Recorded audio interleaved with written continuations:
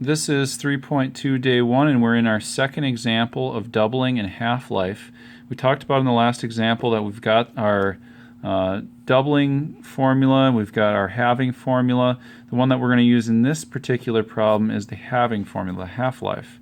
So it says here, a radioactive substance has an initial mass of 20 grams and halves every 32 hours. The question being then, when will there be 1 gram of substance left? So what we're going to do is we're going to make a formula out of this, and then we're going to graph it to see if we can answer this question.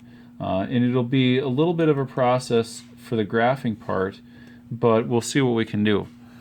First of all, P of T equals, well, the initial is 20 grams, so we start with 20, and then it's going to cut in half every 32 hours, so we use 0.5. And then, like we said last time, if there's a weird number for the half-life or the doubling period, we're going to take the exponent, we're going to take the variable and divide it by that number. So 20 times 0.5 to the t over 32. Now what we want to do is we want to find out when is there going to be 1 gram of substance left. Now that doesn't mean that we're just plugging that in for t. T is time. So what we have to do instead is think about when will this entire thing be equal to 1. We've got to figure that out somehow, and I would suggest that we do that by using a graph. So the graph, the calculator, what I would ask that you do is you go to your calculator and you just first of all put in the function like you see there on y1. Now you'll notice on y2 that I have just put 1 in there. That's the amount that we're looking for. And so when we get these two on the graph, we're going to see where they cross and see if we can go through the process of getting a good looking graph for this one. So and by the way, when you're doing this on your assignment, if you have a picture on your calculator, I'd like you to just make a quick sketch of that on your paper. That will kind of show me what you've done in this process. Now as you can see here, the only thing that shows up on the graph is that line y equals 1.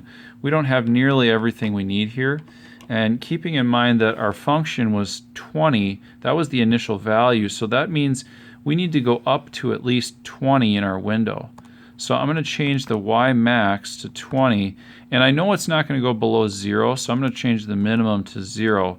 I'm also going to do that to x. I'm going to change the minimum to 0 because we're not worried about negative time in this case. So I'll graph it and see what we have.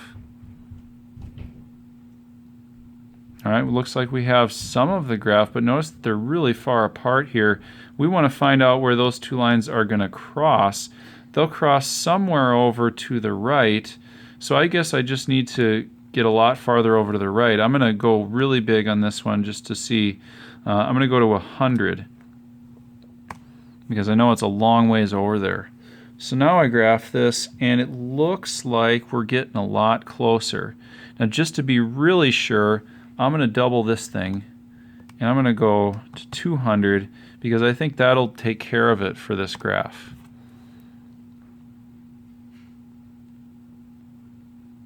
And it appears that it does.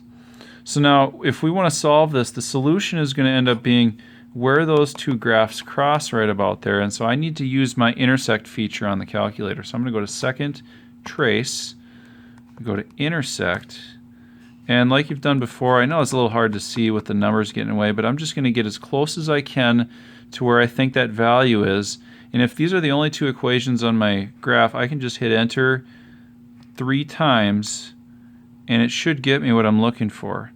So it says here that the intersection is 138.3 and 1. So now I'm going to translate this to the paper and just show you what I would like to see from your assignment when you're answering a question like this. So I'm going to get my graph here, and I'm going to label it decently well. I'm going to put 20 up here, that's where we started, and then just label these as we go down the x-axis. Then I'll go over here somewhere. It doesn't need to be super precise, but I started at 20, and somewhere along the line I had this line of 1. I'll make this a different color.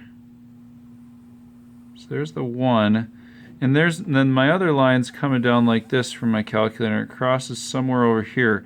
Now what we found out from the calculator, ooh, I couldn't see that. There we go. What we found out from the calculator is that this was the point 138.3, comma 1. So the 1 is the value we're looking for, but this 138.3. So it says it halves every 32 hours. When will there be 1 gram of substance left? That is going to be at 138.3 hours. And if you want to check that, you could certainly just plug this back in for t and see if it's, really close to 1.